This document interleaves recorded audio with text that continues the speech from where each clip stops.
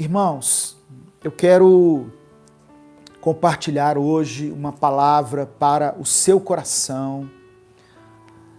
É sempre bom nós revermos os textos bíblicos e eu certamente em algum momento já preguei sobre esse texto. O texto de Atos capítulo 3. Atos capítulo 3, a partir do verso 1. Diz assim a palavra de Deus. Certo dia, Pedro e João estavam subindo ao templo na hora da oração, às 3 horas da tarde. É interessante aqui que Pedro e João, se você ler Atos 2, você vai ver que eles participaram de um mover sobrenatural quando aconteceu a vinda do Espírito Santo, e eles estavam reunidos em um salão, eram 120 pessoas, e veio sobre eles o Espírito Santo, e eles foram cheios do Espírito Santo, e começaram inclusive a falar em outras línguas. Então ali eles foram revestidos de poder, conforme estava previsto nas palavras de Jesus. Mas mesmo assim, depois de experimentarem esse mover sobrenatural de Deus sobre a vida deles, eles eram homens preocupados com a vida de oração. E às 3 horas da tarde eles estavam subindo para o templo para orar. Geralmente, quando nós participamos de um congresso, de um evento onde há uma manifestação sobrenatural de Deus, num final de semana, por exemplo, na segunda-feira a gente quer descansar, a gente quer dar uma desligada, quer dar um tempo. Mas aqueles homens sabiam da importância de se manterem conectados com Deus. Por isso, o verso 1 diz que eles subiam ao templo para orar. Versículo 2. Estava sendo levado para a porta do templo, chamada Formosa, um aleijado, um coxo, de nascença, que ali era colocado todos os dias para pedir esmolas aos que entravam no templo. Vendo que Pedro e João iam entrar no pátio do templo, pediu-lhes esmola. Então, eu estou parando aqui para nós não perdermos a contextualização, para você conseguir visualizar essa cena. Pedro e João, às 3 horas da tarde, foram para a igreja orar. Vou falar nessa linguagem para você entender. Foram para a igreja orar. Reunião de oração na igreja. Geralmente não vai quase ninguém, né? Se for a reunião de poder, a campanha da prosperidade, vai um monte de gente. Mas eles estavam indo para a reunião de oração. É um culto muito menos concorrido. E ali, por onde eles estavam passando, havia um coxo de nascença, que era deixado ali todos os dias à porta do templo para pedir esmolas. Então, quando aquele homem, aquele coxo, viu passar por ele Pedro e João, ele pediu esmola para eles. Então, uma cena de um aleijado, uma pessoa que não tem como trabalhar, um coxo de nascença, que não tem recursos financeiros, e vai para a porta da igreja pedir esmola. Por que ele vai para a porta da igreja? Porque entende-se que quem vai para a igreja são pessoas piedosas, são pessoas bondosas. Então aquele homem, assim como muitas pessoas, ele está na porta da igreja pedindo esmolas. Versículo 4. Pedro e João olharam bem para ele, e então Pedro disse: olhe para nós.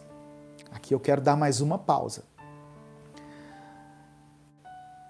A importância que tem esse olhar de Pedro e João sobre aquele homem. Um olhar que não era um olhar de condenação, não era um olhar de julgamento, não era um olhar de superioridade, mas era um olhar de misericórdia. Era um olhar de misericórdia. Eles olharam para aquele homem, eles pararam Eles deram atenção para aquele homem. Geralmente quem está pedindo esmola, as pessoas não param para conversar com ele ou com ela. Eu acho que eu disse que não era um olhar de compaixão. Sim, era um olhar de compaixão, não era um olhar de julgamento. Aqui não tem como voltar, né? Estou ao vivo, não tem como editar. Mas Pedro e João pararam por um instante e viram aquele homem. Às vezes nós precisamos olhar para as pessoas como Deus enxerga as pessoas.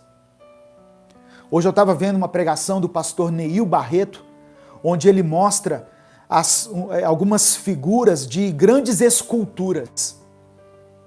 E ele estava usando uma ilustração dizendo que antes daquelas estátuas virarem esculturas famosas, era somente pedra. Muitas pessoas passavam por ali, mas viam pedras, mas alguém passou e viu que poderia se tornar uma escultura, uma obra de arte. O olhar que Pedro e João tiveram sobre aquele homem era um olhar diferenciado. As pessoas talvez o vissem como um indigente, um marginal, alguém à margem da sociedade, um coitado. Mas eles viam como uma vida preciosa para Deus, porque toda vida é preciosa para Deus. Não importa em que estado a pessoa esteja, não importa o que a pessoa enfrentou na vida, para Deus é uma vida preciosa. E o verso 4 diz que eles pararam, olharam bem para ele e disseram. E Pedro disse, olhe para nós, olhe para nós. O homem olhou para eles, versículo 5. O homem olhou para eles com atenção, esperando receber deles alguma coisa. E olha o que Pedro disse. Versículo 6. Disse Pedro, não tenho prata nem ouro, mas o que tenho, isto te dou. Em nome de Jesus Cristo, o Nazareno, ande. Segurando-o pela mão direita, ajudou-o a levantar-se. E imediatamente os pés e os tornozelos do homem ficaram firmes. E de um salto pôs-se de pé e começou a andar.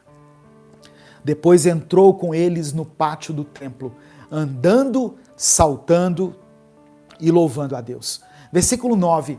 Quando todo o povo o viu andando e louvando a Deus, reconheceu que era ele, o mesmo homem que costumava mendigar, sentado à porta do templo chamado Formosa.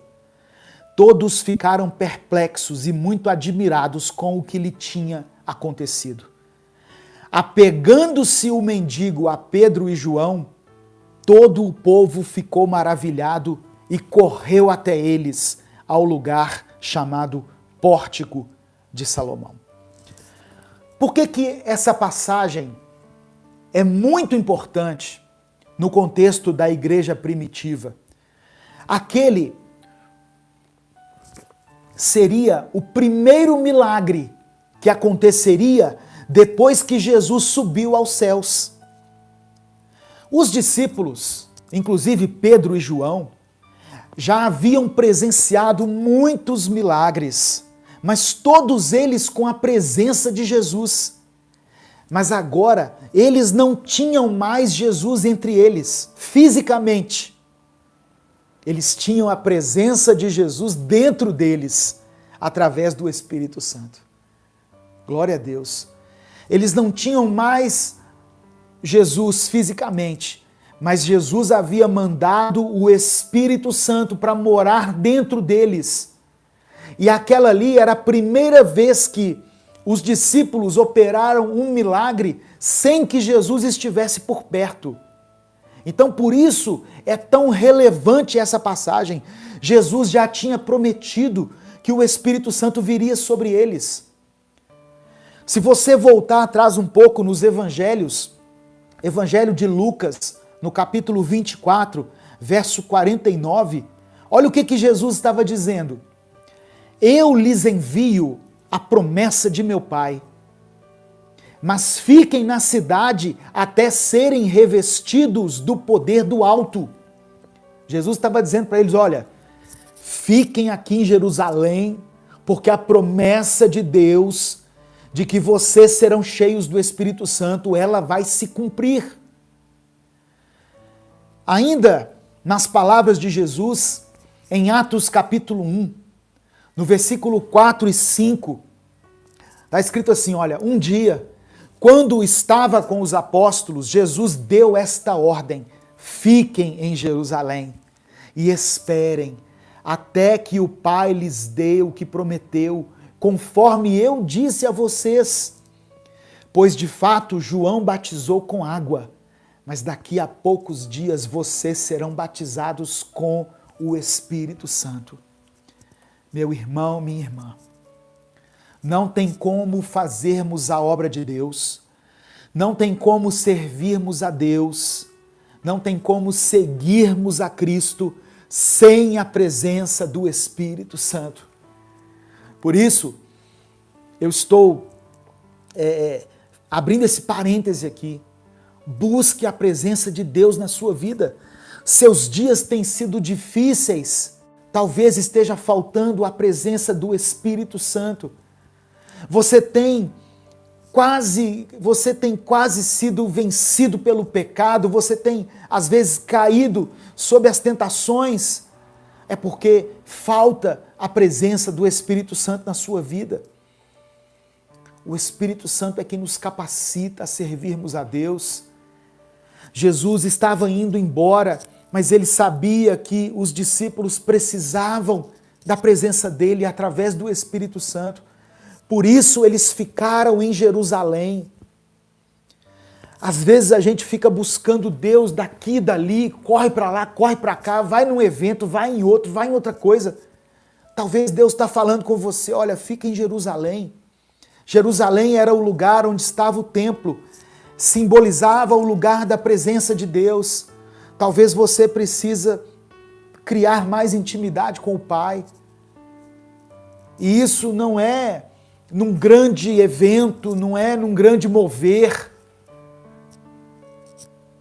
Talvez falta a você buscar a Deus na palavra, buscar ao Senhor na palavra, entrar para dentro do seu quarto e buscar a Cristo, pedir a Deus o entendimento, abrir o seu coração, mudar de atitudes. Deus quer fluir através da sua vida. Deus quer encher você com o Espírito Santo.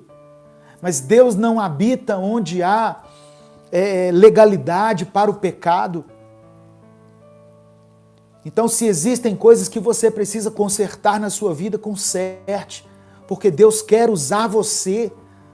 Deus quer trabalhar no seu coração e transformar o ambiente ao seu redor, a sua família. Fique em Jerusalém até que do alto você seja revestido de poder, porque esse poder vai ser um instrumento para que Deus opere através de você milagres na vida de muitas pessoas. Amém?